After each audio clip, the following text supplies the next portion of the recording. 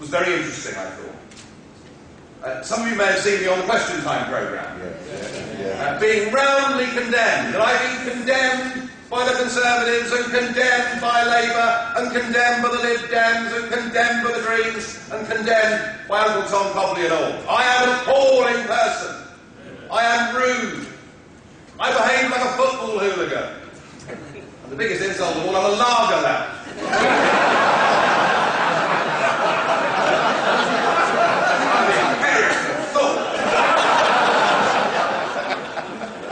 But isn't it interesting how the political class have all ganged up to condemn me?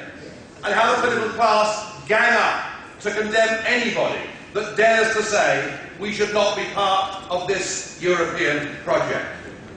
I am reminded that those in the 1930s who were prepared to speak out about the threat posed by Germany and the threat posed by Hitler were condemned in exactly the same terms.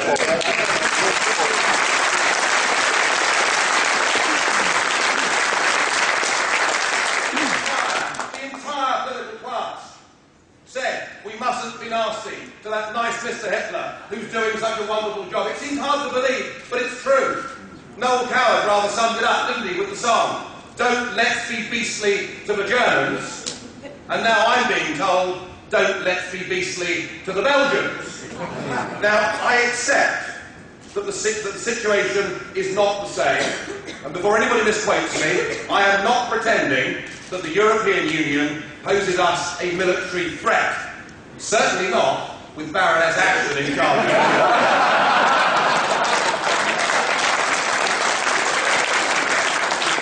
But what is at stake?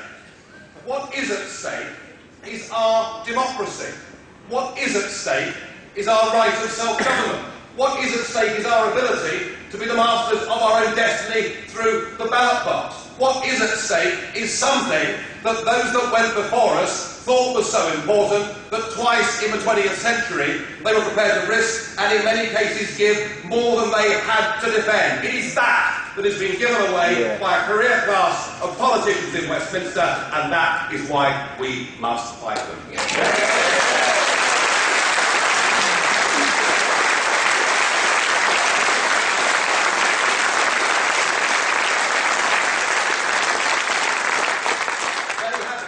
Ladies and gentlemen, they've given up any idea that we can govern ourselves. We know that of this Labour government. We know that of the Liberal Democrats. And anybody that has harboured any lingering hopes that perhaps the Conservative Party might come to the aid of the nation only need to see what William Hague said last week.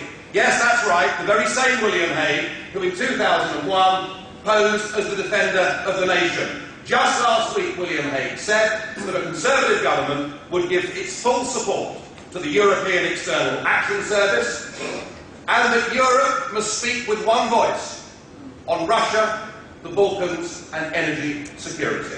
So even the Conservatives have now accepted the principle that under Baroness Ashton there should be a common foreign policy for the European Union. They've given up, ladies and gentlemen. They offer us no hope at all. Don't trust them. Listen to the party that talks straight. Listen to the party that is saying we have to talk about the immigration issue. That 5,000 new people a week are settling in this country. That we are heading inexorably towards a population of 70 million by the year 2020. We're the party saying that we're already overcrowded, that we already can't travel around in our transport systems, that we don't want the population to go to 70 million, and that we need to take back control. That the only people that should decide who comes to live, work and settle in this country should be the British people themselves, through their own elected parliament, but that we can't do that as a member of the European Union, which offers an open door to all the poor countries in Eastern Europe. So let's talk straight in this campaign on the immigration question, and let's do so proudly. Let's do so proudly as the party that believes in tough controls, as the party that believes in choosing the people that come to Britain so that they bring us benefit.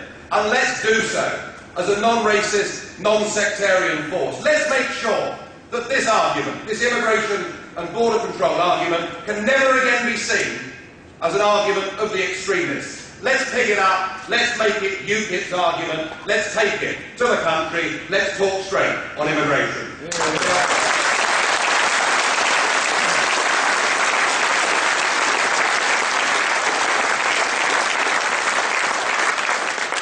talk straight on the economy. There have been 850,000 public sector jobs created since Blair came to power in 1997. Let's talk straight.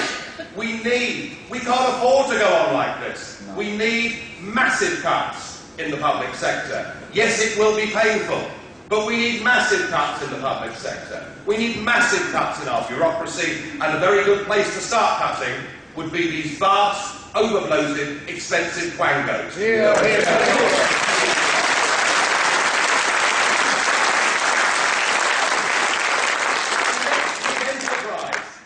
Small businesses a chance. You know, we're not just going to get out of this mess by cutting spending.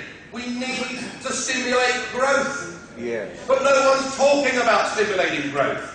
Only UKIP can offer a package that would help stimulate growth in small and medium-sized businesses by getting rid of thousands of unnecessary, intrusive EU directives that actually prevent small employers from taking people on. Let's free up British business, let's get rid of those regulations, and let's abolish employers' national insurance, which literally is a tax on jobs.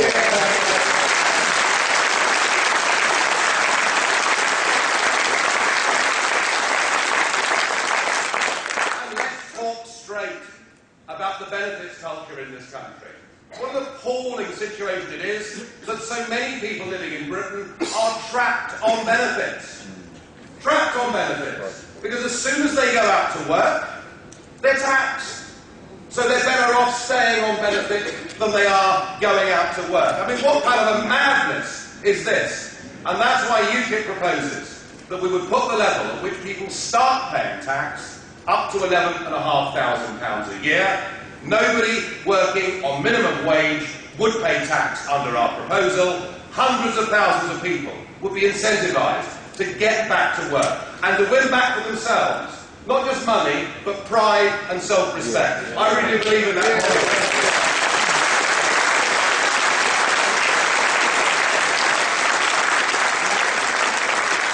And with that carrot, there needs to be a stick.